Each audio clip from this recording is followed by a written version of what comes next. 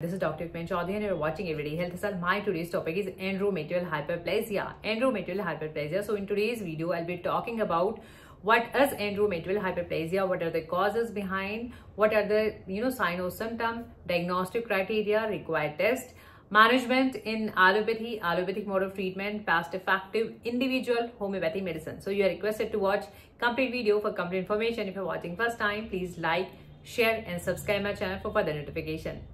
You can drop your message on WhatsApp number for individual video or voice consultation. So let's start with definition or like what is endometrial hyperplasia. See, endometrium is the inner lining of the uterus, inner wall or inner lining of the uterus, and that varies, that keeps changing with your menstrual cycle, that varies, and that has a significant role for infertility during pregnancy, during your menstrual cycle, that plays a key role. So we need to understand the endometrial thickness. What happens in endometrial hyperplasia? This is like thickened endometrium. So your normal lining of the endometrium gets thickened. So this is endometrial hyperplasia, or we call it precancerous condition. So we need to rule out through certain tests that this is not the cancerous condition. And now what are the risk factors and what are the causes? So let's start with the phases. There are 4 phases during your period cycle, and it starts with the menstrual phase, or we call it bleeding or period time. So this is like 1 to 4 days, and the thickening is like the minimal. It is like 1 to 4. Why? Because your period, you are having bleeding. So your endometrial is shedding. So you are having the minimum thickness. And the next comes early proliferative phase. So this is like 8 to 14 days. And this is again 10 to 11 mm is the thickness during this phase. And then comes late proliferative phase, or we call it pre-ovulatory phase.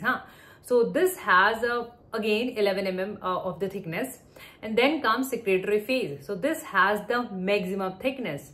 Why? Because there is again preparation of your endometrial are getting deposited. So there's a preparation again for it gets deposited. So this is a secretory phase, and this is the like maximum thickness.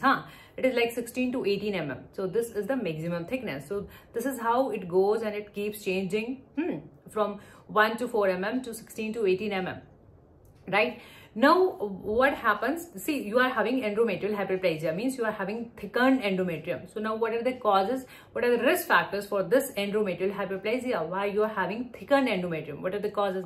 This is basically it's like hormonal balance. The main cause is hormonal. It is like you are having higher estrogen and lower progesterone. So you thicken endometrium due to high estrogen and low progesterone level. This is how you get this. Now what are the risk factors? Why you develop these things? There is a transition phase, is you are entering in perimenopausal time period. So you are having these changes. You are about 35. 35 is the age that after this age there is a transition. So you have endometrial thickness, or like endometrial hyperplasia. Had gallbladder disease, or you had thyroid, or you family history of ovarian cancer, colon cancer. If these are cancer in the family history, you have PCOS. Obesity, again a risk factors, or lack of activity. So these are the certain risk factors, PCOS, your thyroid, your gallbladder problem. So, and even the smoking, these put you on higher risk of having thickened endometrium. Now what are the symptom part? If you have thickened endometrium or endometrial hyperplasia, your symptom, the main symptom or the key symptom, these are heavy bleeding or heavy periods flow. You have shortened period cycle. In 21 days you get your periods. So your periods are shortened, your cycle is shortened, you have heavy flow, heavy periods, and you have bleeding in between your periods.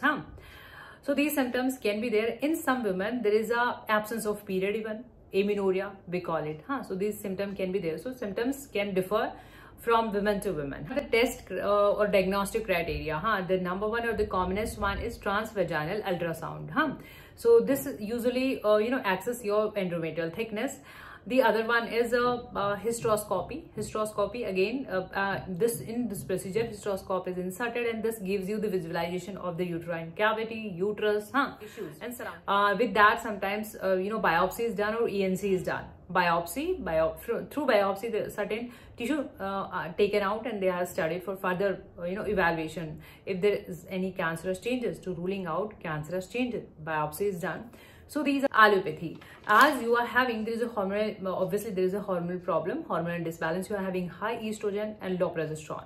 So you are given progesterone, and that comes in the tablet form, progestin. You need to consult your doctor before taking any medication. So progesterone can be given in any form, can be given in tablet form, in injection form, even it comes in the vaginal ointment or vaginal cream. Approach in allopathy. Now the homeopathy approach. See, homeopathy is all about symptoms, your totality of symptom. It's like symptomatology, collecting all your symptom, focusing on individual approach, whether you are obese or you are thinner. So these are the point to be considered in homeopathy prescription. There are different medicine, like couple of medicine. I'm discussing some of them, but these are not the only one. There can be different medicine for the different individual. Sabina we usually prescribe when you have heavy flow, you have heavy periods, you are having fibroid or polyp, anything that causes heavy bleeding. So Sabina, and when you move, least exertion causes heavy bleeding. So you can start with Sabina.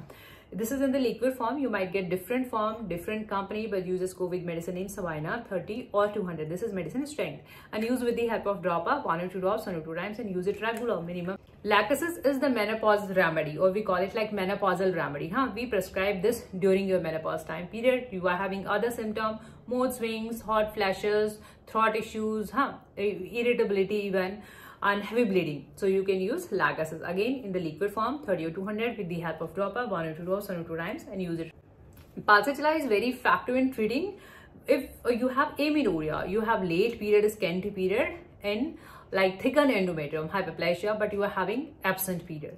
So this is treated with Pulsatilla in the liquid form 30 or 200, 1 or 2 drops, 1 or 2 times. Millefolium again a good choice in treating heavy periods in thickened endometrium or hyperplasia. You are having heavy and your character of blood is bright red blood.